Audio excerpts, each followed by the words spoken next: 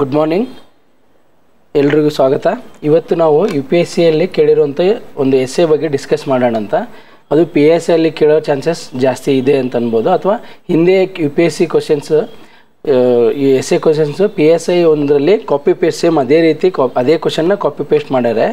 ಅದನ್ನು ನಾವು ಮುಂದುವರಿಸ್ಕೊಂಡು ಈ ಕ್ವಶನ್ನ ನಾವು ಅಥವಾ ಎಸ್ಸೆ ಕ್ವಶನ್ನ ನಾವು ಡಿಸ್ಕಸ್ ಮಾಡೋಣ ಅಂತ. Okay, the supreme art of war is to subdue the enemy without fighting. ಯುದ್ಧದ ಅತ್ಯುನ್ನತ ಕಲೆ ಎಂದರೆ ಹೋರಾಡದೆ ಶತ್ರುವನ್ನು ನಿಗ್ರಹಿಸುವುದು.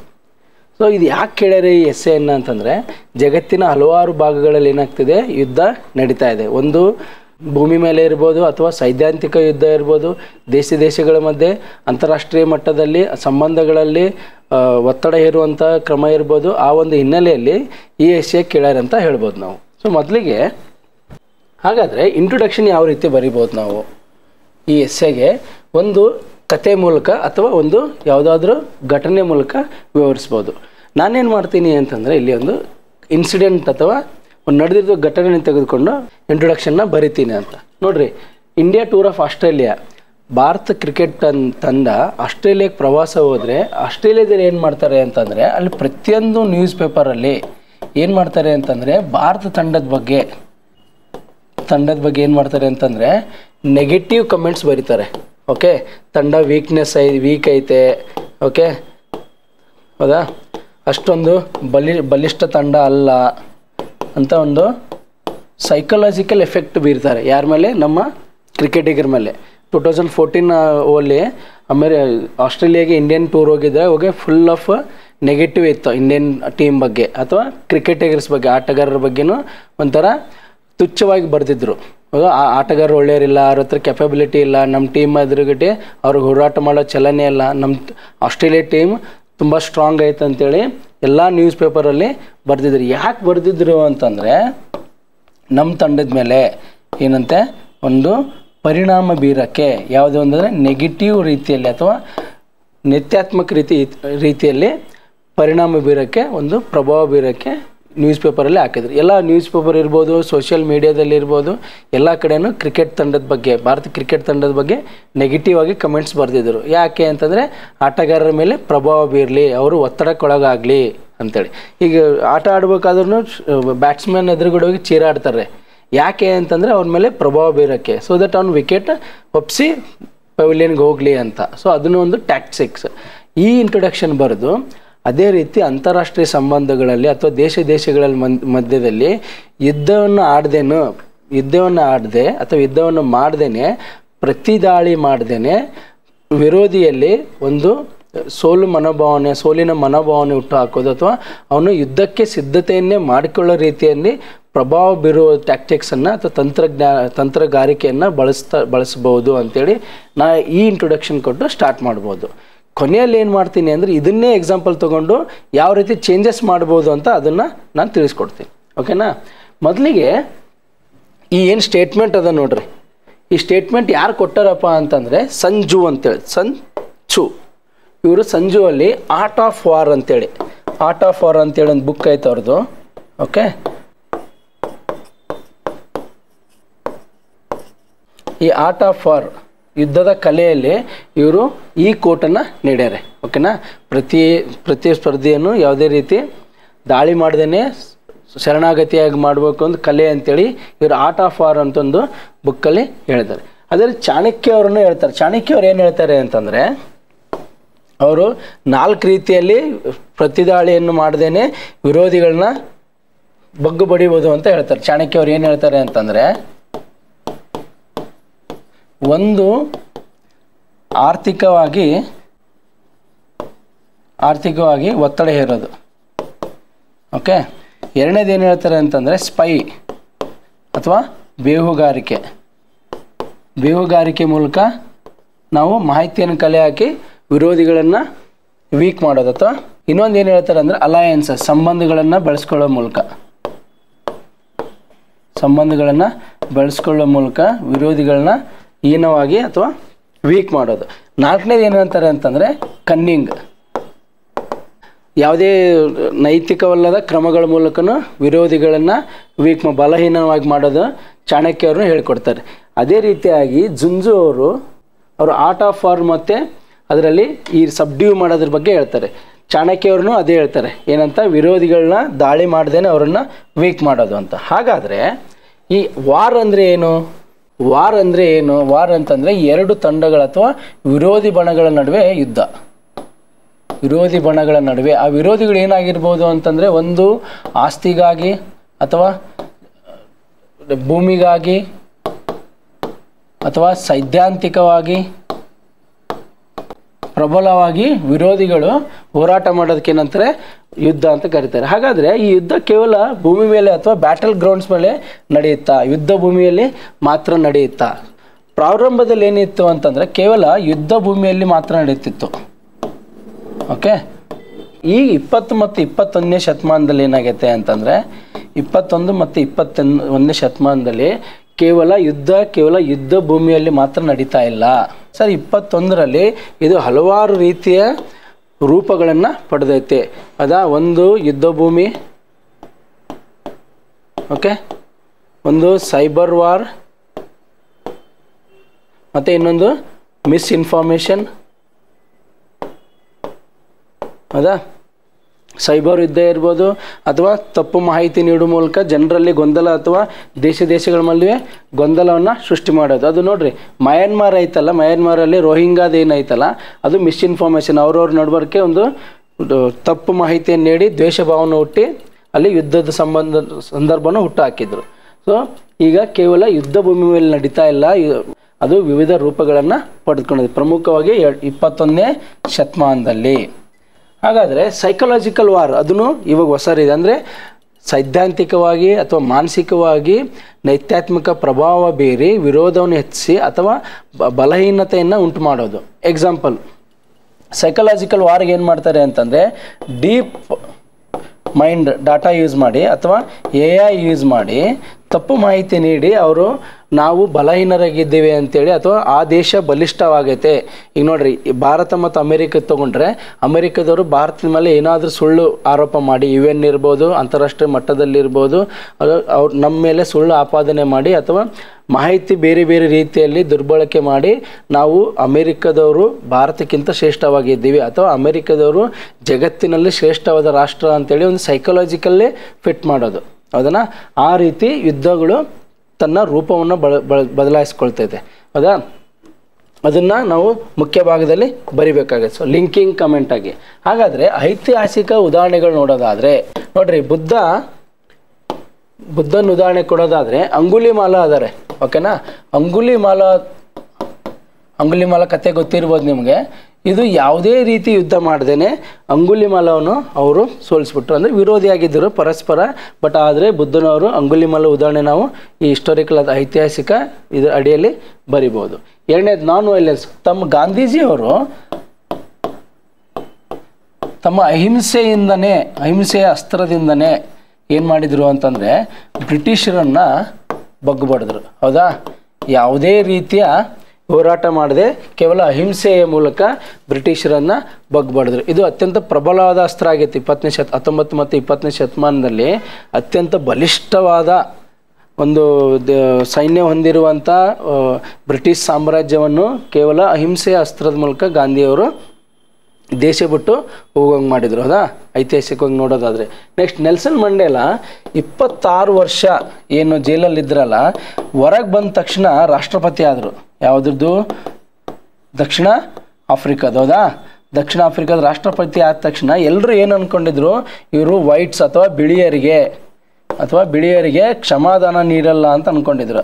ಆದರೆ ಅವ್ರೇನು ಮಾಡಿದರು, ಹೊರಗೆ ಬಂದ ತಕ್ಷಣವೇ ಎಲ್ಲ ಬಿಳಿಯರಿಗೆ ನಾನು ಯಾವುದೇ ರೀತಿಯ ದ್ವೇಷವನ್ನು ಹೊಂದಿಲ್ಲ, ಅವ್ರ ಮೇಲೆ ನಾನು ಅವ್ರಿಗೆ ಕ್ಷಮಿಸ್ತೀನಿ. ಅವ್ರು ಮಾಡಿರೋ 26 ವರ್ಷ ನನಗೆ ಜೈಲಲ್ಲಿಟ್ಟರೆ, ಬಟ್ ಅವ್ರು ಮಾಡಿರೋ ಎಲ್ಲ ಹೀನಾಯ ಕೃತ್ಯಗಳಿಗೆ ನಾನು ಕ್ಷಮಾದಾನ ನೀಡ್ತೀನಿ, ನಾನು ಕ್ಷಮಿಸ್ತೀನಿ ಅಂತ ಹೇಳ್ತಾರೆ.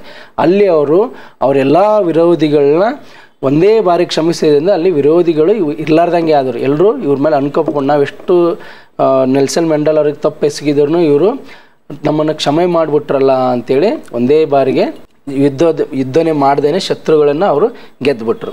ಸೊ ಇದು ಒಂದು ಎಕ್ಸಾಂಪಲ್ ನಾವು ಐತಿಹಾಸಿಕವಾಗಿ ನೀಡ್ಬೋದು ಅಥವಾ ಅದಾ. ನೆಕ್ಸ್ಟ್, ಮೂರನೇದು ಇಂಟರ್ನ್ಯಾಷನಲ್ ರಿಲೇಷನ್ ಅಥವಾ ಅಂತಾರಾಷ್ಟ್ರೀಯ ಸಂಬಂಧಗಳಲ್ಲಿ ಏನು ಬರೀಬೋದು ನೋಡಿ. ಬೆಲ್ಟ್ ಆ್ಯಂಡ್ ರೋಡ್ ಇನಿಷಿಯೇಟಿವ್ ಯಾರ್ದಿದು? ಚೀನಾದು. ಹೌದಾ. ಓಕೆ, ಇದೇನು ಮಾಡ್ತಾ ಇದೆ ಅಂತಂದರೆ ಯುರೇಷಿಯಾ ಅಂದರೆ ಯುರೋಪ್ ಮತ್ತು ಏಷ್ಯಾ ಭಾಗದಲ್ಲಿ ತನ್ನ ಪ್ರಭಾವ ಬೆಳೆಸ್ಕೊಳ್ಳಲು, ಜೊತೆಗೆ ಆಫ್ರಿಕಾ ಭಾಗದಲ್ಲಿ ತನ್ನ ಪ್ರಭಾವ ಬೆಳೆಸ್ಕೊಳ್ಳಲು ಈ ಇನಿಷಿಯೇಟಿವ್ನ ಬಳಸ್ಕೊಂಡೈತೆ. ಯಾಕಂದರೆ ಶತ್ರು ರಾಷ್ಟ್ರಗಳಲ್ಲಿ ಅಲ್ಲಲ್ಲಿ ಸುತ್ತಮುತ್ತ ನಾವು ಆ ರೋಡ್ ಆ್ಯಂಡ್ ಬೆಲ್ಟ್ ಇನಿಷಿಯೇಟ್ ಮಾಡಿದರೆ ಶತ್ರು ರಾಷ್ಟ್ರಗಳು ಆರ್ಥಿಕವಾಗಿ, ರಾಜಕೀಯವಾಗಿ ನಾವು ಪ್ರಭಾವ ಬೀರ್ಬೋದು, ಯಾವುದೇ ರೀತಿ ಯುದ್ಧ ಮಾಡ್ದೇ ಅವ್ರ ಮೇಲೆ ನಾವು ಬಲಿಷ್ಠತೆಯನ್ನು ಸಾಧಿಸ್ಬೋದು ಅಂತೇಳಿ ಈ ಇನಿಷಿಯೇಟಿವ್ ಮಾಡಿದರು. ನೆಕ್ಸ್ಟ್ ಇವ್ರೇನು ಮಾಡಿದ್ರು, ಸ್ಟಿಂಗ್ ಆಫ್ ಪರ್ಲ್ಸ್, ಭಾರತವನ್ನು ಕಟ್ಟಿ ಹಾಕಲು ಏನು ಮಾಡಿದರು ಚೀನಾದವರು, ಭಾರತವನ್ನು ಕಟ್ಟಿ ಹಾಕಲು ಸ್ಟಿಂಗ್ ಆಫ್ ಪರ್ಲ್ಸ್ ಅಂತೇಳಿ ಒಂದು ಕಾರ್ಯತಂತ್ರವನ್ನು ರೂಪಿಸಿದ್ರು. ಇವ್ರೇನು ಮಾಡ್ತಿದ್ರು ಅಂತಂದರೆ ಭಾರತ ಸುತ್ತಮುತ್ತ ಯಾವ್ಯಾವ ದೇಶಗಳದಾವಲ್ಲ ಅಲ್ಲಿ ಏನು ಮಾಡ್ತಾಯಿದ್ರು ಅಂತಂದರೆ ಶತ್ರು ರಾಷ್ಟ್ರಗಳು ಅಥವಾ ಸ್ನೇಹ ಸಂಬಂಧವನ್ನು ಬಳಸ್ಕೊತಾ ಇದ್ರು. ಮಾಲ್ಡೀವ್ಸ್ ಇರ್ಬೋದು, ಶ್ರೀಲಂಕಾ ಇರ್ಬೋದು, ಆಫ್ರಿಕನ್ ದೇಶಗಳಿರ್ಬೋದು, ಅಲ್ಲಿ ಇವರು ಸ್ಟಿಂಗ್ ಆಫ್ ಪರ್ಲ್ಸ್ ಕಾರ್ಯತಂತ್ರದ ಮೂಲಕ ಚೀನಾದವರು ಭಾರತದ ಮೇಲೆ ಪ್ರಭಾವ ಬೀರಲು ಪ್ರಯತ್ನ ಪಡ್ತಾರೆ. ಯಾವ್ದು ಮೂಲಕ? String of pearls. ಓಕೆ, ಇದಕ್ಕೆ ಭಾರತದ ಪ್ರತಿರೋಧವಾಗಿ ಇವ್ರನ್ನ ಒಂದು ಕಾರ್ಯತಂತ್ರ ರೂಪಿಸ್ತಾರೆ. ಏನಪ್ಪ ಅಂತಂದರೆ ನೆಕ್ಲೆಸ್ ಆಫ್ ಡೈಮಂಡ್ ಸ್ಟ್ರಾಟಜಿ ಅಂದರೆ ಈ ಕಾರ್ಯತಂತ್ರದ ಮೂಲಕ, ಈ ನೆಕ್ಲೆಸ್ ಆಫ್ ಡೈಮಂಡ್ ಸ್ಟ್ರಾಟಜಿ ಕಾರ್ಯತಂತ್ರದ ಮೂಲಕ ಭಾರತದವರು ಚೀನಾದ ಸುತ್ತಮುತ್ತ ಇರುವ ರಾಷ್ಟ್ರಗಳೊಂದಿಗೆ ಉತ್ತಮ ಸಂಬಂಧವನ್ನು ರೂಪಿಸ್ಕೊಳ್ತಾರೆ. ಹೌದಾ. ಇದೇನು ಮಾಡ್ತದೆ ಅಂದರೆ ಶತ್ರು ರಾಷ್ಟ್ರವನ್ನು ಬಲಹೀನ ಮಾಡೋದು ಮತ್ತು ಅವರು ಯಾವುದೇ ರೀತಿಯ ಪ್ರತಿರೋಧವನ್ನು ತೋರದಂತೆ ಆರ್ಥಿಕ ಸಹಾಯಗಳನ್ನು ನೀಡೋದು. ಓಕೆ, ಚೀನಾ ಸುತ್ತಮುತ್ತ ಇರುವ ಮಂಗೋಲಿಯಾ ಇರ್ಬೋದು, ರಷ್ಯಾ ಇರ್ಬೋದು, ಜಪಾನ್ ಇರ್ಬೋದು, ದಕ್ಷಿಣ ಕೊರಿಯಾ ಇರ್ಬೋದು, ಹೌದಾ, ಆ ರಾಷ್ಟ್ರಗಳೊಂದಿಗೆ ಭಾರತ ಉತ್ತಮ ಸಂಬಂಧ ಏರ್ಪಡಿಸ್ಕೊತೈತೆ, ಆರ್ಥಿಕ ಸಂಬಂಧವನ್ನು ರೂಪಿಸ್ಕೊಳ್ತೈತೆ. ಯಾವುದು ಕಾರ್ಯತಂತ್ರದ ಮೂಲಕ? Necklace of diamond strategy. ಯಾರ್ದಿದ್ದು? ಭಾರತ ದೇಶದ್ದು. ಚೀನಾವನ್ನು ಕಟ್ಟಿ ಹಾಕಲು. ಹೌದಾ. ಜೊತೆಗೆ ಪಿವಟ್ ಆಫ್ ಏಷ್ಯಾ ಅಂತ ಒಂದು ಯಾರು ಕಾರ್ಯತಂತ್ರ, ಅಮೆರಿಕದವರು ಈ ಕಾರ್ಯತಂತ್ರವನ್ನು ರೂಪಿಸ್ತಾರೆ. ಯಾಕೆ ರೂಪಿಸ್ತಾರಪ್ಪ ಅಂತಂದರೆ ಏಷ್ಯಾದಲ್ಲಿ ಪ್ರಬಲವಾಗಿ ಬೆಳೆಯುತ್ತಿರುವಂಥ ಚೀನಾವನ್ನು ಕಟ್ಟಿ ಹಾಕಲು ಏನು ಮಾಡ್ತಾ ಇದ್ದಾರೆ ಅಂತಂದರೆ ಅಮೆರಿಕದವರು ಪಿವಟ್ ಟು ಏಷ್ಯಾ ಅಂತೇಳಿ ಒಂದು ಕಾರ್ಯತಂತ್ರ ರೂಪಿಸ್ತಾ ಇದ್ದಾರೆ. ಇದೇನು ಮಾಡ್ತಾ ಇದ್ದಾರೆ, ಚೀನಾವನ್ನು ಕಟ್ಟಿ ಹಾಕಲು ಯಾವುದೇ ರೀತಿಯ ಪ್ರತಿರೋಧ ತೆಗೆದುಕೊಳ್ಳಾರ್ದಂತೆ ಅದನ್ನು ಆರ್ಥಿಕವಾಗಿ, ರಾಜಕೀಯವಾಗಿ ಮತ್ತು ಸೈನಿಕವಾಗಿ ಅಥವಾ ಬಲಹೀನತೆಯನ್ನು ಕಡಿಮೆ ಮಾಡಲು ಅಮೆರಿಕದಲ್ಲಿ ಏನು ಮಾಡೋದು, ಪಿವಟ್ ಟು ಏಷ್ಯಾ ಅಂತ ಕಾರ್ಯತಂತ್ರ ರೂಪಿಸಿದರು. ಇದರಲ್ಲಿ ಏನು ಮಾಡ್ತಾ ಇದ್ದಾರೆ ಅಂದರೆ ಏಷ್ಯಾದ ಪ್ರಮುಖ ರಾಷ್ಟ್ರಗಳಾದ ಭಾರತ ಇರ್ಬೋದು, ಪಾಕಿಸ್ತಾನ ಇರ್ಬೋದು, ಬಾಂಗ್ಲಾದೇಶ್ ಇರ್ಬೋದು, ಶ್ರೀಲಂಕಾ ಇರ್ಬೋದು, ಜಪಾನ್ ಇರ್ಬೋದು, ಓಕೆನಾ, ಈ ರಾಷ್ಟ್ರಗಳಿಗೆ ಅಮೆರಿಕ ಸಹಾಯ ಮಾಡೋದಿರ್ಬೋದು, ಸೈನಿಕ ಸಹಾಯ ಇರ್ಬೋದು, ಆರ್ಥಿಕ ಸಹಾಯ ಇರ್ಬೋದು, ಆ ರೀತಿ ಆ ದೇಶಗಳಿಗೆ ಸಹಾಯ ಮಾಡುವ ಮೂಲಕ ಚೀನಾವನ್ನು ಕಟ್ಟಿ ಹಾಕಲು ರಣತಂತ್ರವನ್ನು ರೂಪಿಸ್ತಾ ಇದೆ. ಹೌದಾ. ಯಾವುದೇ ರೀತಿ ಯುದ್ಧ ಮಾಡ್ತಾ ಇಲ್ಲ ಇಲ್ಲಿ, ಬಟ್ ಶತ್ರು ರಾಷ್ಟ್ರವನ್ನು ನಾವು ಹಣಿಯಲು ಈ ರೀತಿಯ ಕಾರ್ಯತಂತ್ರವನ್ನು ಬಳಸಲಾಗ್ತಿದೆ. ಓಕೆ, ಮುಂದೆ ನೋಡಿ, ಎಕನಾಮಿಕ್ ಡಿಪ್ಲೊಮಸಿ ಅಂದರೆ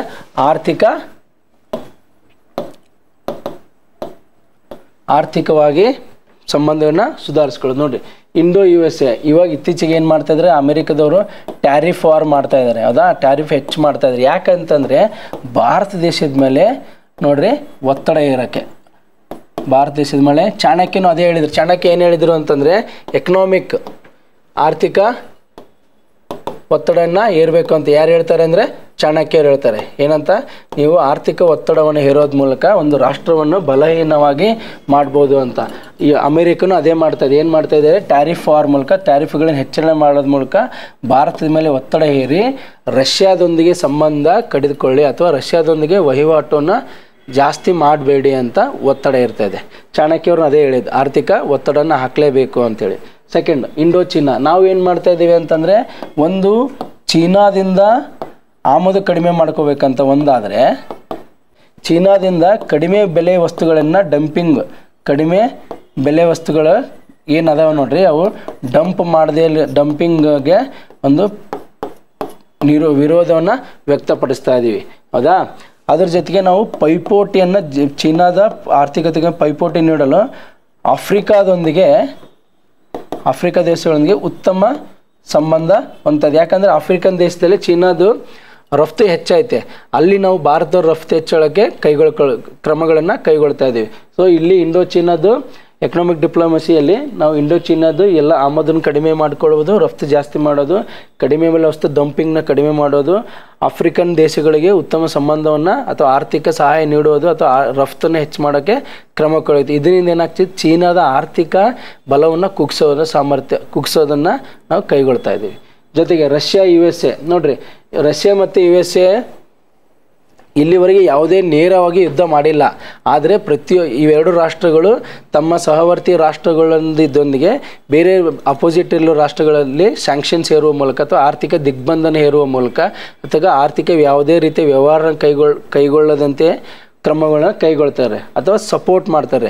ಹೌದಾ, USA ಇಸ್ರೇಲ್ಗೆ ಸಪೋರ್ಟ್ ಮಾಡಿದರೆ ರಷ್ಯಾ ಇರಾನ್ಗೆ ಸಪೋರ್ಟ್ ಮಾಡ್ತೈತೆ. ಇವರು ಡೈರೆಕ್ಟಾಗಿ ಯುದ್ಧ ಮಾಡಲ್ಲ, ಬಟ್ ವಿರೋಧಿಯನ್ನು ಬಲಹೀನ ಮಾಡಲು ವಿವಿಧ ರೀತಿಯ ಕಾರ್ಯತಂತ್ರನ ರೂಪಿಸ್ತಾ ಇದ್ದಾರೆ. ಇದನ್ನು ಒಂದು ಆರ್ಥಿಕವಾಗಿ ಬರ್ತದೆ, ಸೈನಿಕವಾಗಿಯೂ ಸಹಾಯ ಮಾಡ್ತಾರೆ. ಯುರೋಪ್ ನೋಡಿ, ಯುರೋಪ್ ಕನ್ಫ್ಯೂಸಲ್ಲಿ ಐತೆ, ನಾವು USA ಸಪೋರ್ಟ್ ಮಾಡಲ್ಲ ಕಂಪ್ಲೀಟಾಗಿ ಅಥವಾ ನ್ಯೂಟ್ರಲ್ ಆಗಿರಲಿಲ್ಲ. ಹೌದಾ, USA ಏನು ಮಾಡ್ತಾಯಿದೆ, ಯುರೋಪ್ನ ಒಂದು ಪ್ಲೇ ಗ್ರೌಂಡ್ ಆಗಿ ಮಾಡ್ತಾಯಿದೆ. ಅವ್ರಿಗೆ ಬಂದಾಗ ಆಟ ಆಡೋದು ಮತ್ತು ಇಲ್ಲಾಂದರೆ ಯುರೋಪನ್ನು ಬಿಟ್ಬಿಡೋದು.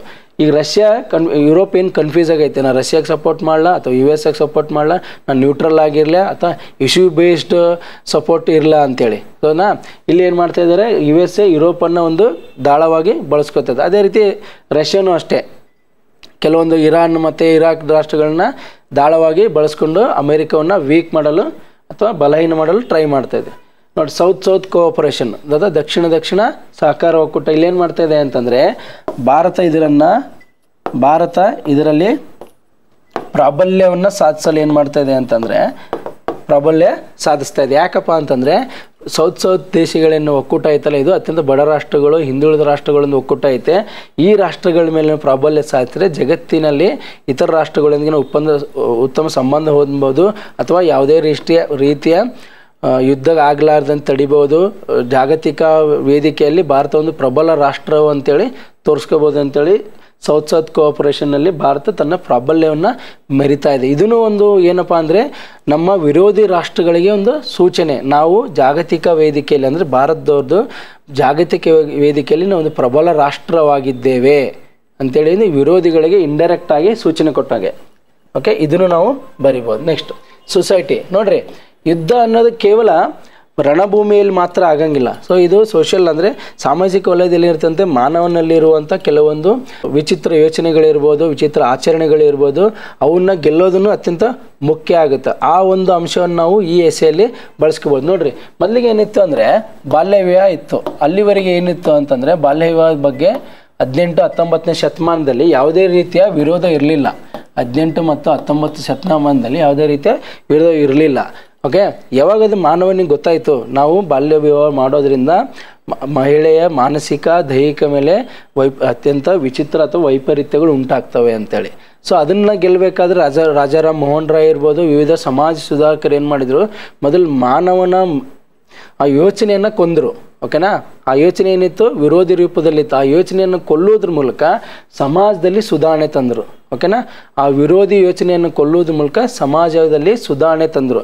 ಇದೇನಾಯ್ತಂದರೆ ಬಾಲ್ಯ ವಿವಾಹವನ್ನು ತಡೆಗಟ್ಟಕ್ಕೆ ಸಾಧ್ಯ ಆಯ್ತು. ಹಾಗಾದರೆ ಸ್ವಚ್ಛ ಭಾರತ್ ನೋಡಿ, ನಮ್ಮ ಭಾರತದವ್ರು ಏನು ಮಾಡ್ತಾರೆ ಅಂತಂದರೆ ಬಯಲು ಶೌಚಾಲಯನ ಬಳಸ್ತಾ ಇದ್ರು. ಬಯಲು ಶೌಚಾಲಯವನ್ನು ಬಳಸ್ತಾ ಇದ್ರು. ಈ ಬಯಲು ಶೌಚಾಲಯ ಏನು ಹೇಳ್ತಿತ್ತು ಅಂದರೆ, ಯಾರು ಶೌಚಾಲಯನ ಬಳಸ್ತಾ ಇರೋದ್ರಿಂದ ಏನಾಗ್ತಿತ್ತು, ಹಲವಾರು ಆರೋಗ್ಯ ಸಮಸ್ಯೆಗಳಿಗೆ ಕಾರಣವಾಗ್ತಿತ್ತು. ಹೌದಾ, ಈ ಸ್ವಚ್ಛ ಭಾರತ್ ಅಭಿಯಾನದ ಅಡಿಯಲ್ಲಿ ಜನರಲ್ಲಿ ಜಾಗೃತಿ ಮೂಡಿಸಲಾಯಿತು. ಇದು ನೀವು ಬಳಸಬಾರ್ದು, ನೀವು ಶೌಚಾಲಯನೇ ಬಳಸಬೇಕು, ಬಯಲಲ್ಲಿ ಶೌಚಾಲಯ ಮಾಡಬಾರ್ದು ಅಂತೇಳಿ ಆ ಜನರ ಮಾನಸಿಕವಾಗಿ ಜನರನ್ನು ಪ್ರಬಲತೆ ಅಥವಾ ಬಲಿಷ್ಠಗೊಳಿಸಲಾಯಿತು. ಅದರಿಂದ ಆ ಮನಸ್ಸಿನಲ್ಲಿರುವ ವಿರೋಧತೆಯನ್ನು ಕೊಲ್ಲಲಾಯಿತು. ಹೌದಾ, ಯಾವುದ್ರ ಮೂಲಕ, ಸ್ವಚ್ಛ ಭಾರತ್ ಅಭಿಯಾನ ಮೂಲಕ.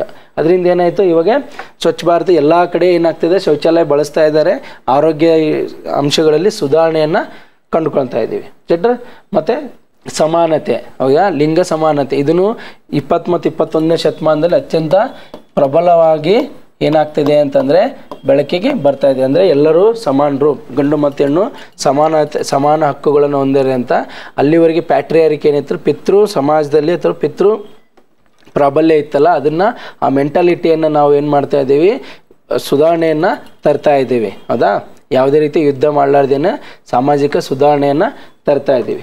ಜೊತೆಗೆ ನೋಡಿ, ಕೋವಿಡ್ ಟೈಮಲ್ಲಿ ಏನಾಯಿತು ಅಂತಂದರೆ ಕೋವಿಡ್ ಟೈಮಲ್ಲಿ ಜನರಲ್ಲಿ ಭಾಳ ಭಯ ಇತ್ತು. ಏನಂತ, ನನಗೆ ಅದ್ರ ಬಗ್ಗೆ ಹಲವಾರು ಊಹಾಪೋಹಗಳಿದ್ದು. ಜಾಗೃತಿ ಮೂಡಿಸೋದ್ರ ಮೂಲಕ ಏನು ಮಾಡಿದ್ರು, ಜನರಲ್ಲಿ ಆ ಕೋವಿಡ್ ಬಗ್ಗೆ ಯಾವ್ಯಾವ ಇತ್ತು ಜಾಗರೂಕತೆಯನ್ನು ನಾವು ವಹಿಸಬೇಕು, ಅದರಿಂದ ಯಾವ ರೀತಿ ನಾವು ದೂರ ಇರಬೇಕು ಅಂಥೇಳಿ ಇದನ್ನು. ಅದೇ ರೀತಿ ಡಿಸೀಸಸ್ TB ಇರ್ಬೋದು, HIV ಇರ್ಬೋದು, ಹೌದಾ, ಪೋಲಿಯೋ ಇರ್ಬೋದು. ಓಕೆ, ಈ ಡಿಸೀಸಸ್ ನಾವು ಜಾಗೃತಿ ಮೂಡಿಸೋ ಮೂಲಕ ಯಾವುದೇ ರೀತಿ ಯುದ್ಧ ಮಾಡದೇನೆ ಜನರಲ್ಲಿ ಜಾಗೃತಿ ಮೂಡಿಸದೆ ನಾವು ಗೆದ್ದಿದ್ದೇವೆ. ಇದನ್ನು ನಾವು ಸಮಾಜದ ಅಥವಾ ಸಮಾಜದೊಂದು ಅಡಿಯಲ್ಲಿ ಬರೆಯಬಹುದು. ನೆಕ್ಸ್ಟ್, ಭಾರತ ಮತ್ತು ನೆರೆ ರಾಷ್ಟ್ರಗಳು. ನೋಡಿ, ಇಂಡೋ ಪಾಕ್.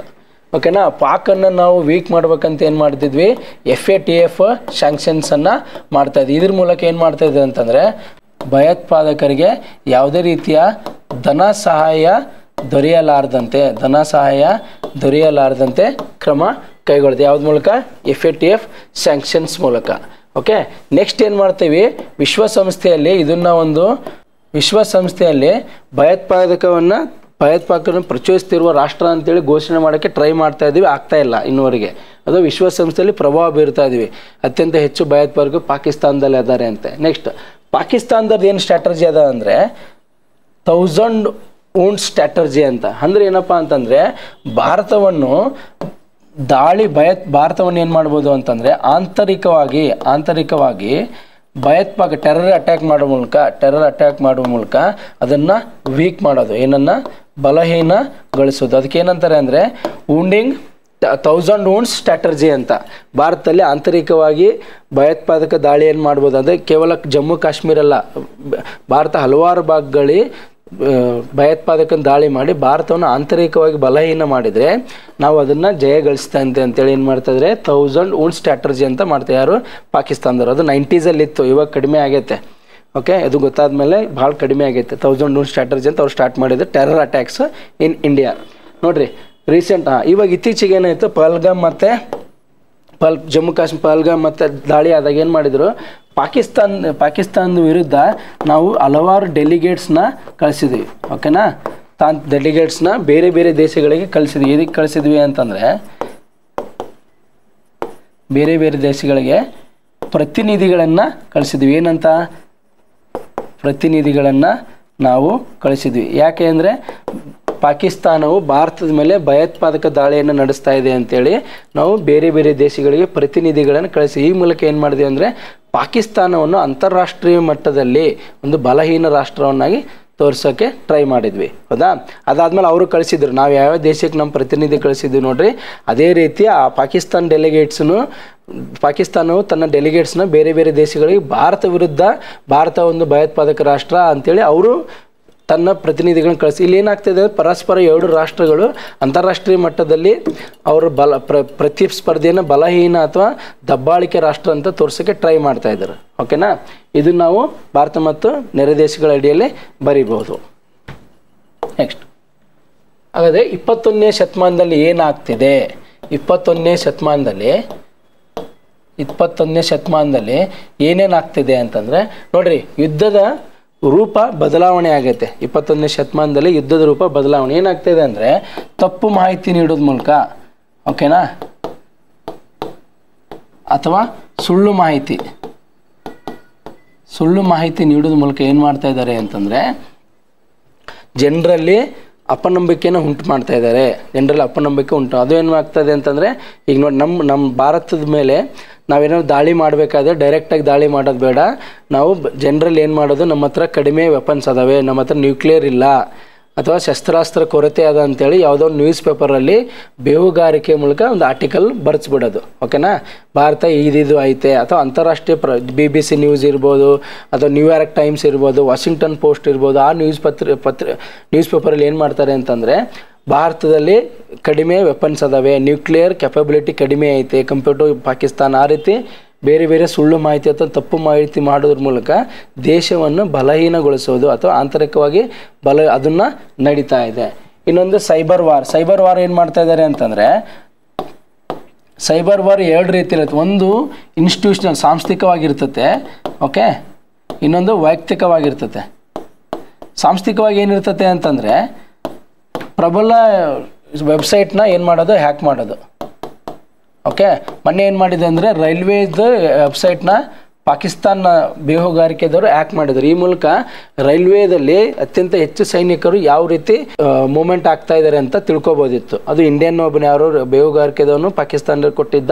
ಸೊ ಅದೇನು ಮಾಡ್ತಾರೆ, ಪಾಕಿಸ್ತಾನ ಸಾಂಸ್ಥಿಕವಾಗಿ ಸೈಬರ್ ವಾರಲ್ಲಿ ಏನು ಮಾಡ್ತಾರೆ, ವೆಬ್ಸೈಟನ್ನು ಹ್ಯಾಕ್ ಮಾಡ್ತಾರೆ. ಯಾವುದು ಸಾಂಸ್ಥಿಕ ರೈಲ್ವೇದು ಇರ್ಬೋದು, ಏವಿಯೇಷನ್ ಸೆಕ್ಟರ್ ಇರ್ಬೋದು, ಯಾವ್ದು ಒಳ್ಳೆ ಕೇಂದ್ರ ಸರ್ಕಾರದ ವೆಬ್ಸೈಟನ್ನು ಹ್ಯಾಕ್ ಮಾಡ್ತಾರೆ. ಎಕ್ಸಾಂಪಲ್ ರೈಲ್ವೇದು, ಅದನ್ನು ಹ್ಯಾಕ್ ಮಾಡಿ ಏನು ಮಾಡ್ತಿದ್ರು ಅಂತಂದರೆ ಯಾವ ಕಡೆ ಭಾರತ ಸೈನಿಕರು ಹೋಗ್ತಾ ಇದ್ದಾರೆ, ದಕ್ಷಿಣಕ್ಕನೋ ಪೂರ್ವಕ್ಕನೋ ಅಥವಾ ನಾರ್ತ್ ಈಸ್ಟ್ಗೆ ಹೋಗ್ತಾ ಇದ್ದಾರೆ ಅಂತ ಮಾಹಿತಿನ ತಿಳ್ಕೊತಾ ಇದ್ದಾರೆ. ಆ ರೀತಿ ವೆಬ್ಸೈಟನ್ನು ಹ್ಯಾಕ್ ಮಾಡ್ತಾರೆ. ವೈಯಕ್ತಿಕವಾಗಿ ಏನು ಮಾಡ್ತಾರೆ ಅಂತಂದರೆ ಪ್ರತಿಯೊಬ್ಬ ನಾಗರಿಕನಲ್ಲಿ ಭಾರತ ದೇಶದ ಬಗ್ಗೆ ಒಂದು ನೆಗೆಟಿವ್ ಕಮೆಂಟ್ ಇರ್ಬೋದು, ಅಥವಾ ಭಾರತ ಮತ್ತು ಅಮೆರಿಕ ಕಂಪೇರ್ ಮಾಡಿದ್ರೆ ಭಾರತ ಎಷ್ಟು ವೀಕ್ ಐತೆ, ಅಥವಾ ಚೀನಾ ಮತ್ತು ಅಮೆರಿಕ ಕಂಪೇರ್ ಮಾಡಿದರೆ ಚೀನಾದವರು ಭಾರತದ ನಾರ್ತ್ ಈಸ್ಟ್ ಪ್ರಾಂತ್ಯದಲ್ಲಿ ಭೂಮಿಯನ್ನು ಕಸಿದುಕೊಂಡಾರೆ, ಅಥವಾ ಅವ್ರ ಅಡಿಯಲ್ಲಿ ಮಾಡ್ಕೊಂಡಾರೆ, ಅಥವಾ ಅಕ್ಸೈ ಚೀನಾಗೆ ಅತ್ಯಂತ ಹೆಚ್ಚು ಭಾಗ ಚೀನಾದ, ಅಥವಾ ಮಿಸ್ಇನ್ಫಾರ್ಮೇಷನ್ ಎನಿಥಿಂಗ್ ಸಾಮಾನ್ಯ ಜನರ ಮೊಬೈಲಿಗೆ ತಲುಪಿಸೋರು ಇರ್ಬೋದು, ಅಥವಾ ಆ್ಯಡ್ಗಳ ಮೂಲಕ ತಲುಪಿಸೋರು ಇರ್ಬೋದು. ಆ ರೀತಿ ಸೈಬರ್ ವಾರ್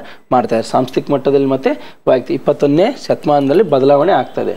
ನೋಡಿರಿ, ಈಗ ಹೊಸದಾಗಿ ಏನು ಮಾಡ್ತಾರೆ ಈಗ ಅಂದರೆ NGOದವ್ರಿಗೆ ಏನು ಮಾಡ್ತಾರೆ ಅಂತಂದರೆ, ಭಾರತದಲ್ಲಿರೋ NGO ಅಥವಾ ಯಾವುದೇ ದೇಶದಲ್ಲಿ NGOದವ್ರಿಗೆ ಏನು ಮಾಡ್ತಾರೆ, ದೇಣಿಗೆ ಕೊಡ್ತಾರೆ. ಓಕೆ, ದೇಣಿಗೆ ಕೊಟ್ಟು ಏನು ಮಾಡ್ತಾರೆ ಅಂತಂದರೆ ಅವರು ಸ್ವದೇಶದ ಬಗ್ಗೆ ಏನು ಬರ್ತಾರೆ ಅಂದರೆ ತಪ್ಪು ಮಾಹಿತಿ ಬರಿಬೋದು, ಅಥವಾ ಸ್ವದೇಶದಲ್ಲಿ ಆಗ್ತಾ ಇರುವಂಥ ಮಾಹಿತಿಯನ್ನು ಬೇರೆ ದೇಶಗಳಿಗೆ ಮಾಹಿತಿಯನ್ನು ನೀಡ್ತಾ ಇದ್ದಾರೆ. ಅದನ್ನು NGO ಟ್ಯಾಕ್ಟಿಕ್ಸ್ ಯೂಸ್ ಮಾಡಿ ಏನು ಮಾಡ್ತಾರೆ ಅಂದರೆ ಭಾರತ ದೇಶದಲ್ಲಿ ಇರ್ಬೋದು ಅಂತ NGOಗಳನ್ನು ಒಂದು ದೇಣಿಗೆ ನೀಡಿ ಆ NGO ಮೂಲಕ ಭಾರತ ದೇಶವನ್ನು ಬಲಹೀನಗೊಳಿಸೋದು, ಸಾಮಾಜಿಕವಾಗಿ ಅಸ್ಥಿರತೆಯನ್ನು ಮಾಡೋದು, ಆರ್ಥಿಕವಾಗಿ ನಾವು ಕುಗ್ತಾ ಇರೋದಂತೆ ವರದಿಗಳು ನೀಡೋದು, ಬೇರೆ ದೇಶಕ್ಕೆ ಕಂಪೇರ್ ಮಾಡಿ ನಾವು ಎಷ್ಟು ಹಿಂದುಳಿದೀವಿ ಅಂತೇಳಿ ಕಂಪೇರ್ ಮಾಡಿ NGOಗಳ ಮೂಲಕನೇ ಅದನ್ನು ವರದಿಯನ್ನು ಬಿಡುಗಡೆ ಮಾಡಿಸೋದು. ಇನ್ನೊಂದು ಏನು ಮಾಡ್ತಾರೆ ಅಂದರೆ ರಿಸರ್ಚ್ ಆರ್ಟಿಕಲ್, ಸಂಶೋಧನೆ ಆರ್ಟಿಕಲ್ ಬಗ್ಗೆ ನೋಡಿರಿ, ಸಂಶೋಧನೆ ಆರ್ಟಿಕಲ್ ಬರೆಯೋದಪ್ಪ ಭಾರತ ದೇಶದ ಬಗ್ಗೆ ಇರ್ಬೋದು, ಅಥವಾ ಏಷ್ಯಾ ರಾಷ್ಟ್ರಗಳ ಬಗ್ಗೆ ಇರ್ಬೋದು. ಆ ಏಷ್ಯಾ ರಾಷ್ಟ್ರಗಳು ಬೇರೆ ದೇಶ ಕಂಪೇರ್ ಎಷ್ಟು ವೀಕ್ ಅದಾವೆ, ಏಷ್ಯಾ ರಾಷ್ಟ್ರಗಳನ್ನು ಅಮೇರಿಕ ಒಂದು ಗುರಾಣಿಯಾಗಿ ಬಳಸ್ಕೋತಾ ಇದೆ ಚೀನಾದ ವಿರುದ್ಧ. ಆ ರೀತಿ ವಿವಿಧ ಸಂಶೋಧನಾ ಲೇಖನಗಳ ಮೂಲಕ ವಿರೋಧಿಗಳಲ್ಲಿ ಅಥವಾ ಆಯಾ ದೇಶದ ಜನರಲ್ಲೇ ವಿರೋಧ ಭಾವನೆ ಮೂಡಿಸೋಕೆ ಈ 21ನೇ ಶತಮಾನದಲ್ಲಿ ನಡೀತಾ ಇದ್ದಾರೆ. ಇಲ್ಲಿ ಯಾವುದೇ ರೀತಿಯ ಯುದ್ಧ ಆಗ್ತಾ ಇರಲ್ಲ, ಆದರೆ ಶತ್ರುವನ್ನು ಬಲಹೀನಗೊಳಿಸ್ತಾ ಇರ್ತಾರೆ. ಹೌದಾ, ಇದು ಎಸ್ಸೆಗೆ ಸಂಬಂಧಿಸಿದ್ದು. ಹೌದಾ, ಈ ರೀತಿಯಾಗಿ ನಡೀತಾ ಇದೆ. ನೆಕ್ಸ್ಟ್ ನೋಡಿರಿ, ಯಾವಾಗ್ಲೂ ಯುದ್ಧ ಮಾಡಲಾರ್ದೇ ಗೆಲ್ಬೋದಾ? ಓಕೆ, ನಾನು ಇಂಡಿಯಾ ಮತ್ತು ಆಸ್ಟ್ರೇಲಿಯಾ ಟೂರಿಗೆ ಬರ್ತೀನಿ. ನೋಡಿರಿ, ಆಸ್ಟ್ರೇಲಿಯಾದವ್ರು ಏನು ಮಾಡಿದರು, ಭಾರತದ ಕ್ರಿಕೆಟ್ ತಂಡದ ಬಗ್ಗೆ ಹೀನಾಯವಾಗಿ ಏನೇನೋ ತಪ್ಪು ಮಾಹಿತಿ ಬರೆದ್ರು. ಅದೊಂದೇ ಸಾಕು ಅವ್ರಿಗೆ ಯುದ್ಧ ಗೆಲ್ಲಕ್ಕೆ. ಅಕಸ್ಮಾತ್ ಯುದ್ಧ ಉಂಟಾದರೆ ಅಥವಾ ಕ್ರಿಕೆಟ್ ಪಂದ್ಯ ಸ್ಟಾರ್ಟ್ ಆದರೆ ಆ ರೀತಿ ಮಾಡಿದರೆ ಮಿಸ್ಇನ್ಫಾರ್ಮೇಷನ್ ನೀಡಿ ಅಥವಾ ವಿರೋಧಿಗಳ ಬಗ್ಗೆ ಬಲಹೀನ ಆದರೆ ತಪ್ಪು ಮಾಡಿ ಅದೊಂದೇ ಸಾಕ? ಅಕಸ್ಮಾತ್ ಯುದ್ಧ ಆದರೆ ಅವ್ರು ಆಸ್ಟ್ರೇಲಿಯಾದವ್ರು ಗೆಲ್ಬೋದಾ? ಇಲ್ಲಲ್ಲ, ಅವರು ಯುದ್ಧಕ್ಕೂ ಸಿದ್ಧತೆ ಮಾಡ್ಕೋಬೇಕಾಗತ್ತೆ. ಹೌದಾ, ಅಕಸ್ಮಾತ್ ಇಂಡಿಯಾದ ಸ್ಟಾರ್ಟ್ ಮಾಡೋಣ ಆಟ ಅಂತ ಆಬ್ವಿಯಸ್ಲಿ ಹೋಗಿರ್ತಾರೆ ಅಂದರೆ ಆಡೇ ಇಡ್ತಾರೆ. ಟೆಸ್ಟ್ ಕ್ರಿಕೆಟ್ ಸ್ಟಾರ್ಟ್ ಆದರೆ ಕೇವಲ ಅದೊಂದರಿಂದನೇ ಗೆಲ್ಲಕ್ಕೆ ಸಾಧ್ಯ ಇಲ್ಲ. ಆಟ ಆಡ್ಲಿಕ್ಕೆ ತಮ್ಮ ಸಾಮರ್ಥ್ಯವನ್ನು ಬೆಳೆಸ್ಕೋಬೇಕಾದ. ಅದೇ ರೀತಿ ದೇಶ ಆಗಲಿ ಯಾವುದೇ ವ್ಯಕ್ತಿ ಆಗಲಿ ವಿರೋಧಿಯನ್ನು ಬಲಹೀನಗೊಳಿಸೋದೊಂದಿಗೆ ತಾನು ಸದೃಢ ಆಗಬೇಕಾಗತ್ತೆ. ಯುದ್ಧದ ಸಿದ್ಧತೆಗಳನ್ನು ಮಾಡ್ಕೊಂಡಿರಬೇಕು. ಯಾವಾಗ ನಮ್ಮದು ಈ ತಂತ್ರಗಾರಿಕೆ ಸೋತ ಮೇಲೆ ಯುದ್ಧ ಸ್ಟಾರ್ಟ್ ಆದಾಗ ನಾವು ಗೆಲ್ಲುವ ಸಾಮರ್ಥ್ಯವನ್ನು ಬೆಳೆಸ್ಕೋಬೇಕಾಗುತ್ತೆ. ಓಕೆ, ಅದನ್ನು ಒಂದು ಸ್ಟ್ರಾಟಜಿನ ಮಾತ್ರ ಇರ್ಬೇಕು. ಕೇವಲ ತಂತ್ರಗಾರಿಕೆ ಮೂಲಕ ಗೆಲ್ಲಕ್ಕೆ ಸಾಧ್ಯ ಇಲ್ಲ. ಇನ್ಮೇನ ಎಟ್ ಲಾಸ್ಟ್ ಯುದ್ಧ ಮಾಡೋ ಸಂದರ್ಭ ಬಂದರೆ ನಾವು ರೆಡಿ ಇರಬೇಕಾಗತ್ತೆ. ಕೇವಲ ಆಸ್ಟ್ರೇಲಿಯಾ ತಂಡ, ಕೇವಲ ಭಾರತ ತಂಡದ ನೆಗೆಟಿವ್ಸ್ ಬರೆದ್ರೆ ಅವರು ಗೆಲ್ಲಕ್ಕೆ ಸಾಧ್ಯ ಇಲ್ಲ. ಟೆಸ್ಟ್ ಆರಂಭ ಆದರೆ ಟೆಸ್ಟನ್ನ ಗೆಲ್ಲೋಕ್ಕೆ ಏನು ಸಿದ್ಧತೆ ಬೇಕು ಅವ್ರು ಮಾಡ್ಕೊಂಡೇ ಬೇಕಾಗುತ್ತೆ. ಅದೇ ರೀತಿ ಯುದ್ಧ ಸಂದರ್ಭದಲ್ಲಿರ್ಬೋದು, ಬರೀ ವಿರೋಧಿಗಳ ಬಗ್ಗೆ ನೆಗೆಟಿವ್ ಹೇಳಿದರೆ ಗೆಲ್ಲಕ್ಕೆ ಸಾಧ್ಯ ಇಲ್ಲ. ಯುದ್ಧ ಆರಂಭ ಆದರೆ ನಾವು ಯಾವ ರೀತಿ ಗೆಲ್ಲಬೇಕು ಅಂತ ಅದನ್ನು ಒಂದು ತಂತ್ರಜ್ಞಾನಕ್ಕೆ ನಾವು ಸಿದ್ಧತೆ ಬೇಕಾಗುತ್ತೆ. ಹೌದಾ, ನೆಕ್ಸ್ಟ್ ನೋಡಿರಿ, ನಮ್ಮ ಸ್ಟ್ರಾಟರ್ಜಿ ಫೇಲ್ ಆದರೆ, ಸ್ಟ್ರಾಟಜಿ ಫೇಲ್ ಆದರೆ ನಾವು ಯುದ್ಧಕ್ಕೆ ಸಿದ್ಧತೆ ಇರಬೇಕು. ನೋಡಿರಿ, ರೀಸೆಂಟ್ ಅಟ್ಯಾಕ್ ನಾವು ಪಾಕಿಸ್ತಾನ ಮೇಲೆ ಅಟ್ಯಾಕ್ ಮಾಡ್ತೀವಿ ಅಂತೇಳಿ ಡ್ರಿಲ್ ಮಾಡಿಸಿದ್ರು ದೇಶಾದ್ಯಂತ ಎಲ್ಲ ಬಟ್ ನಾವು ಮಾಡಲಿಲ್ಲ. ಬಟ್ ಒಂದು ಫೈನ್ ಡೇ ಮಾಡಿದ್ದೀವಿ, ಅದು ಹೇಳಿರಲಿಲ್ಲ. ಹೌದಾ, ಅದು ಹೇಳಲಾರ್ದೇ ಮಾಡಿದ್ವಿ. ಅದೇ ರೀತಿ ಸ್ಟ್ರಾಟರ್ಜಿ ಮಾಡಬೇಕಾಗುತ್ತೆ. ಹೌದಾ, ನಾವು ಪಾಕಿಸ್ತಾನ ಮೇಲೆ ದಾಳಿ ಮಾಡ್ತೀವಿ, ದೇಶದ ನಾಗರಿಕರು ಜಾಗೃತಿ ಆಗಿರ್ಬೇಕಂದ್ರೆ ಸುಮ್ಮನೆ ಅಲ್ಲೆಲ್ಲೆಲ್ಲಿ ಡ್ರಿಲ್ ಮಾಡಿಸಿದ್ರು ಕೇಂದ್ರ ಸರ್ಕಾರದವರು. ಹೌದಾ, ಬಟ್ ಮಾಡಲಿಲ್ಲ. ಬಟ್ ಬೇರೆ ದಿನದಂದು ಮಾಡಿದ್ವಿ ಡ್ರಿಲ್, ದಾಳಿ ಮಾಡಿದ್ವಿ ಪಾಕಿಸ್ತಾನ ಮೇಲೆ. ಅದೇ ರೀತಿ ನಾವು ಸಿದ್ಧತೆಯನ್ನು ಮಾಡ್ಕೊಂಡಿರ್ಬೇಕಾಗತ್ತೆ. ನೋಡಿ, ನ್ಯೂಕ್ಲಿಯರ್ ಭಾರತದಲ್ಲಿ ಏನಾಗುತ್ತೆ ಅಂದರೆ ನೋ ಫಸ್ಟ್ ಯೂಸ್ ಪಾಲಿಸಿ ಐತೆ. ಅಂದರೆ ಅಣುಬಾಂಬನ್ನು ನಾವು ಮೊದಲಿಗೆ ಬಳಸೋದಿಲ್ಲ, ಅಣುಬಾಂಬನ್ನು ನಾವು ಮೊದಲಿಗೆ ಬಳಸೋದಿಲ್ಲ, ಹೌದಾ? ಆದರೆ ಏನು ಮಾಡ್ತೀವಿ, ಅವ್ರು ಯಾರಾದರೂ ನಮ್ಮ ಮೇಲೆ ದಾಳಿ ಮಾಡಿದರೆ, ಬೇರೆ ದೇಶದ ಅಣುಬಾಂಬ್ ದಾಳಿ ಅಂದರೆ ನಮ್ಮ ಸ್ಟ್ರೈಕ್ ಅತ್ಯಂತ ಪ್ರಬಲವಾಗಿರ್ತದೆ, ನಮ್ಮ ದಾಳಿ ಅತ್ಯಂತ ಪ್ರಬಲವಾಗಿರ್ತದೆ. ಈ ಮೂಲಕ ಏನು ಮಾಡ್ತೀವಿ ಅಂತಂದರೆ ವಿರೋಧಿಯಲ್ಲಿ ಅತ್ಯಂತ ಹೆಚ್ಚು ನಷ್ಟವನ್ನು ಉಂಟು ಮಾಡುವ ಸ್ಟ್ರಾಟಜಿ ನಮ್ಮದೈತೆ, ರೈಟ್? ಎರಡನೇದು ಅಂದರೆ ಸೆಲ್ಫ್ ಸಫಿಷಿಯೆಂಟ್, ಆರ್ಥಿಕವಾಗಿ ಸದೃಢವಾಗಿರಬೇಕು. ಅವಾಗ ಮಾತ್ರ ವಿರೋಧಿಗಳು ಎಷ್ಟೇ ತಂತ್ರಜ್ಞಾನಕ್ಕೆ ನಮ್ಮ ಮೇಲೆ ಹೂಡಿದರೂ ನಾವು ಗೆಲ್ಲೋ ಚಾನ್ಸಸ್ ಜಾಸ್ತಿ ಇರುತ್ತೆ.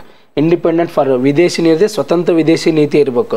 ಯಾವುದೇ ನೋಡಿರಿ, ಎಕ್ಸಾಂಪಲ್ ಇಲ್ಲಿ ಹೇಳೋದಾದರೆ ಟ್ರಂಪ್ ಏನು ಮಾಡ್ತಾ ಇದ್ದಾನೆ ಅಂತಂದರೆ ನಮ್ಮ ಮೇಲೆ ಒತ್ತಡ ಇಡ್ತಾ ಇದ್ದಾನೆ, ಹೌದಾ? ಹಲವಾರು ರೀತಿಯ ಆರ್ಥಿಕ ಒತ್ತಡ ಇರ್ಬೋದು, ವ್ಯಾಪಾರ ಒತ್ತಡ ಇರ್ಬೋದು. ನಾವು ಅಂತಾರಾಷ್ಟ್ರೀಯ ಮಟ್ಟದಲ್ಲಿ ರಷ್ಯಾದೊಂದಿಗೆ ಯಾವುದೇ ರೀತಿ ಆ ರೀತಿ ಒತ್ತಡ ಏರ್ತಾ ಇದ್ದಾನೆ ಯಾರು? ಟ್ರಂಪ್. ನಾವು ಸ್ವತಂತ್ರ ವಿದೇಶಿ ನೀತಿ ಪಾಲಿಸೋದ್ರಿಂದ ಅಥವಾ ನ್ಯಾಮನ್ನು ಪಾಲಿಸೋ ನಾನ್ ಅಲೈನ್ಮೆಂಟ್ ಮೂಮೆಂಟ್ ಅಥವಾ ನಿರ್ಲಿಪ್ತತೆ ಇರೋದ್ರಿಂದ ನಾವು ಯಾವುದೇ ರೀತಿ ಒತ್ತಡಕ್ಕೆ ಮಣಿಯೋದಿಲ್ಲ. ಈಗ ನೋಡ್ರಿ, ಮೊನ್ನೆ ಟ್ರಂಪ್ ಹೇಳೇನೆ ನಮಗೆ ಮೋದಿಯವರು ಒಳ್ಳೆ ಫ್ರೆಂಡು ಅಂತ.